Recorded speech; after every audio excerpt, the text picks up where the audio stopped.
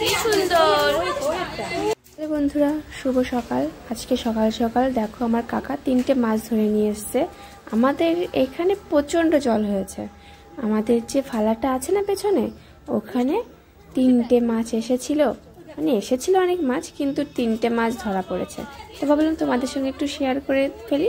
তো দেখো বন্ধুরা কেমন লাফালাফি করছে, আর আমরা সবাই ভাই বোন, আমার ছেলে, মা, কাকিমা সবাই মিলে দেখছিলাম। তো ভাবলাম চলো তোমাদের সাথে একটু শেয়ার করে ফেলি। তো দেখো 3টে মাছ কি করছে, সত্যি দেখে মনটা ভরে যায়, তাই না বলো বন্ধুরা?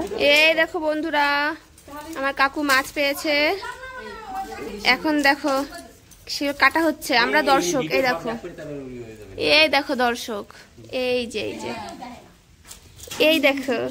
আর এইখানে আমরা, বাইরে বৃষ্টি হচ্ছে, দেখো কি অবস্থা। দেখো খেতে হচ্ছে কি কাঁচা মাছ এই কাটছে, আর একটা পুকুরে ছেড়ে দিয়েছে, দেখেছো কতগুলো মাছ।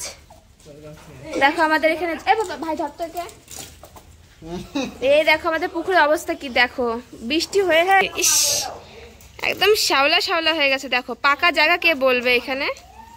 দেখো তো কি অবস্থা। এই দেখো পুকুরের অবস্থা, দেখো পুকুরের ঘাট ডুবে গেছে, আর একটু পরে জল উপরে উঠে আসবে। দেখো ঘাটের উপরে উঠে আসবে।